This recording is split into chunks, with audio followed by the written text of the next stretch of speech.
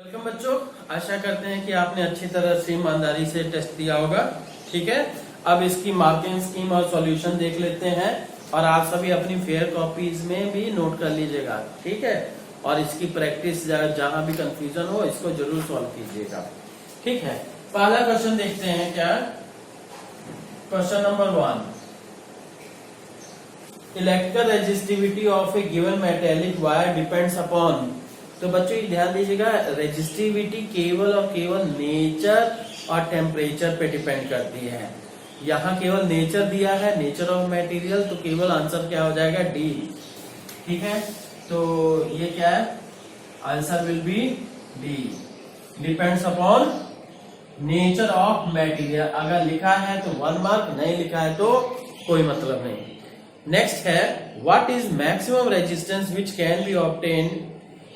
Can be made using 5 resistors each of.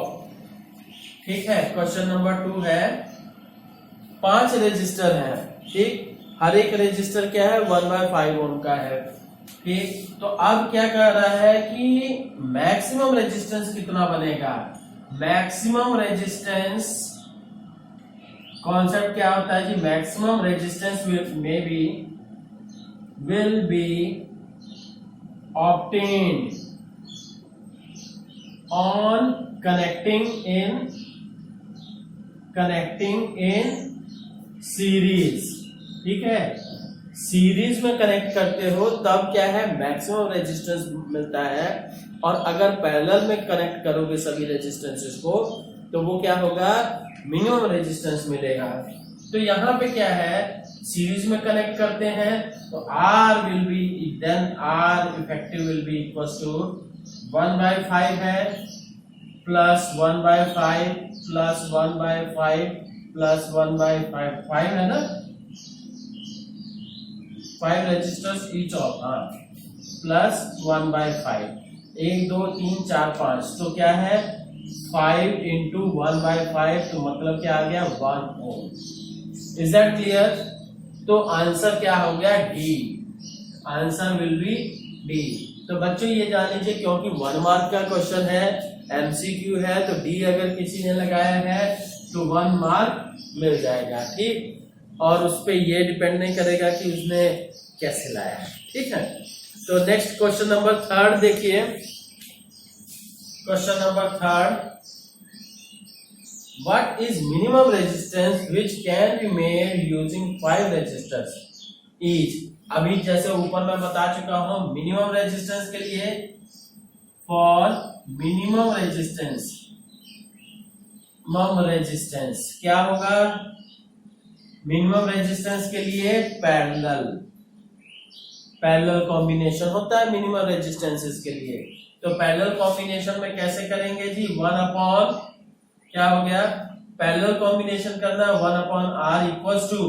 अब बच्चों ये ध्यान दीजिए कि 1/5 पहले से ही है, तो क्या हो जाएगा 1/, तो यहां से जैसे 1/1/5 that will become equals to 5। तो 5 plus 5 plus 5 plus 5 plus 5 that becomes equals to 25। पर ये ध्यान दीजिएगा 25 आंसर नहीं होगा, आंसर क्या होगा, इसको हम ये इन्वर्स करेंगे तो क्या है, R will be equal to 1/25 ohm. तो इसलिए क्या है, आपका आंसर होगा बी। अगर किसी बच्चे ने बी आंसर किया है तो 1 मार्क मिलेगा। ठीक है, तो हो गया। हाँ, नेक्स्ट है, which of the following represents voltage. Question number 4, कि which of the following represents voltage. Voltage क्या होता है, voltage equal to you know W/Q। ठीक है, तो W/Q मतलब वर्क डन बाय चार्ज। इन चारों में से कोई ऑप्शन है नहीं है। फिर इसके बाद चार्ज की बजाय भी देखिएगा करंट और टाइम भी। Also Q is equal to क्या होता है, I इक्वल टू क्या होता है, Q/T। तो इसलिए Q will be equal to I into T। So you can say W V equal to W by I into T, मतलब voltage will be equal to work done divided by current into time. So answer will be A. अगर आंसर किसी ने ए लिखा है तो उसको 1 mark मिलेगा। ठीक है, अब नेक्स्ट क्वेश्चन देखते हैं कि state joules heating effect. Joules heating effect आपको बताना है, सीधी सी मैं नोट्स में बता चुका हूं, है ना। तो नोट्स से देखिए, अगर करेक्ट डिफिनेशन है, ठीक, करेक्ट आंसर है तो 1 मार्क पूरी स्टेटमेंट पे। करेक्ट स्टेटमेंट होनी चाहिए, करेक्ट स्टेटमेंट 1 मार्क। ठीक, अब नेक्स्ट है which physical quantity is measured by KWH। ठीक, calculate its value in SI system. ये भी बता चुके हैं थ्योरी में कि KWH किस फिजिकल क्वांटिटी का यूनिट है। It is the unit of electrical energy. तो क्या है, KWH is the unit of electrical energy. Electrical energy बच्चों, इलेक्ट्रिकल एनर्जी किसी ने भी लिखा है तो 1 मार्क मिल जाएगा। और फिर इसका रिलेशन जो है 1 KWH इक्वल्स टू, ध्यान दीजिएगा, इसको जूल्स में कन्वर्ट करना है तो 1000 इंटू 1000 वाट हो गया, इंटू आवर के स्थान पे क्या हो जाएगा 3600 सेकेंड। ठीक है, एक आवर में 3600 सेकेंड। और इसके बाद क्या 3.6 into 10 to the power 6 joule. अब बच्चों ये ध्यान दीजिएगा कि अगर ये आंसर लिखा है केवल तो हाफ मार्क, और कैलकुलेशन किया है तो हाफ मार्क। ठीक है, ये नहीं सीधे। ठीक है, तो कैलकुलेट करने की बात कहा है तो इसलिए क्या है, कैलकुलेशन शो करना है। बेशक आपको याद है तब भी आपको कैलकुलेट करना है। ठीक है, तो ये हो गया। हाँ, तो अब देखते हैं नेक्स्ट बच्चों, क्वेश्चन नंबर 7 है व्हाट इज रेजिस्टेंस। ठीक है, क्वेश्चन नंबर 7 पहली बात है, रेजिस्टेंस की डिफिनेशन क्या है। रेजिस्टेंस क्या, it is the obstruction offered by a material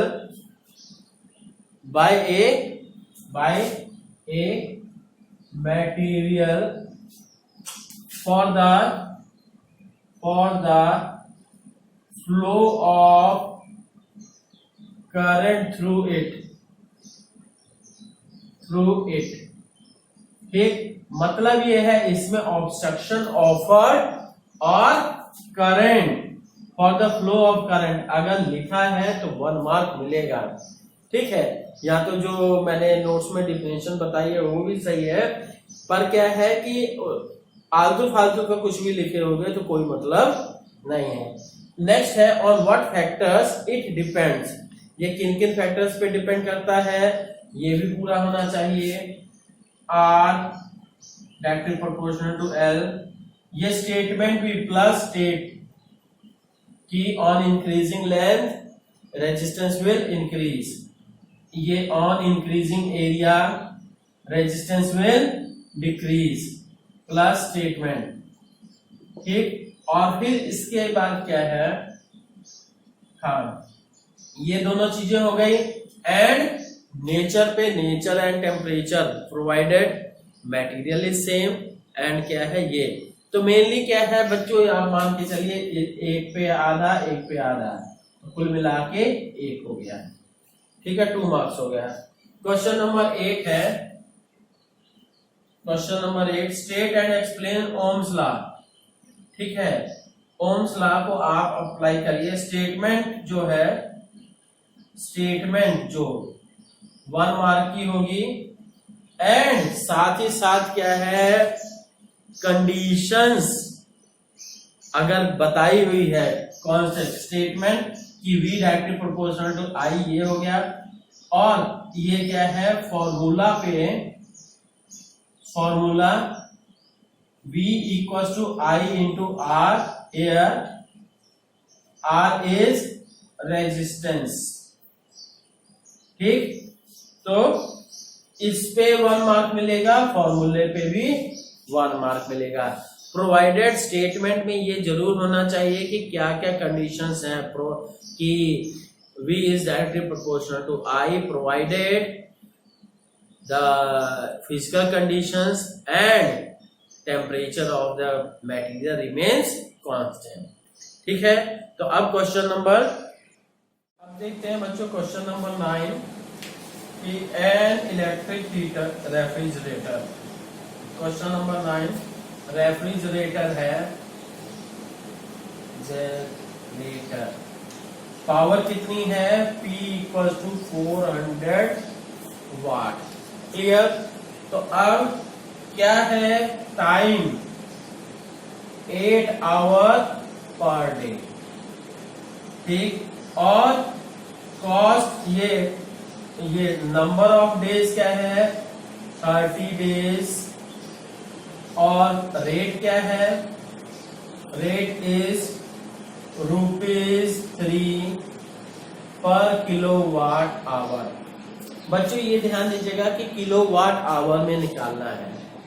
ठीक, तो अब यहाँ पे क्या है वाट पहले दिया है, आवर भी है, तो टोटल एनर्जी कंज्यूम क्या हो जाएगा जी, ठीक, इन 30 डेज। कैसे निकालिएगा, E will be equal to P into T, ये तो T क्या है एक दिन क्या है, इंटू 30। नंबर ऑफ डेज क्या हो गया, यहां कहिए अभी n रख देते हैं, फिर इसके बाद P के स्थान पे 400, T के स्थान पे 8 और n के स्थान पे 30। ठीक, तो ये आ गया 8 या 24, मतलब 400 इंटू 240।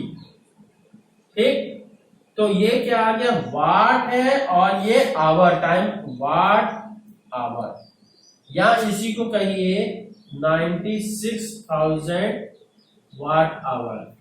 तो अब क्या है इन KWH में एनर्जी क्या हो जाएगी, किलो से ही करना है, में निकालना है, तो KWH मतलब तो ये 96,000 divided by 1000 KWH, E will become 96 kilowatt hour. मतलब पूरे मंथ में क्या है इतने यूनिट एनर्जी खर्च की है। नाउ टोटल कॉस्ट क्या हो जाएगी, cost will be equal to energy consume into rate. तो एनर्जी कंज्यूम कितना 96 किलोवाट आवर, और रेट क्या हो गया 3। तो अब इसी को हम क्या है मल्टीप्लाई करके देखेंगे कितना आ जाएगा, 8 6 3 18, ठीक, 3 9 3 27 1 28, 288 रुपीज। क्लियर है बच्चों, तो इस तरह से। हाँ, अब इसमें मार्किंग क्या करनी है ये सबसे मेन। तो अगर किसी ने ये इतना लिखा है 2 नंबर का है, तो यहां तक बच्चों ये जान लीजिए, ये फॉर्मूला लिखा है हाफ मार्क, और यहाँ पूरा का पूरा, और इस पे हाफ मार्क। या तो कहिए अगर पूरा ही सही है तो 1 मार्क।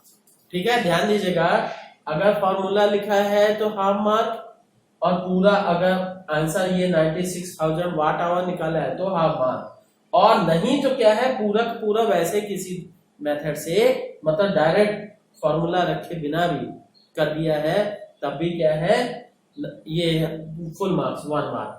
और फिर इसके बाद क्या है किलोवाट आवर में कन्वर्ट करने के लिए हाफ मार्क, और फिर प्राइस निकालने के लिए half mark, total becomes 2 marks. ठीक है, तो बच्चों ये ध्यान से करिए, है ना। ठीक है, ओके, थैंक यू, बाय।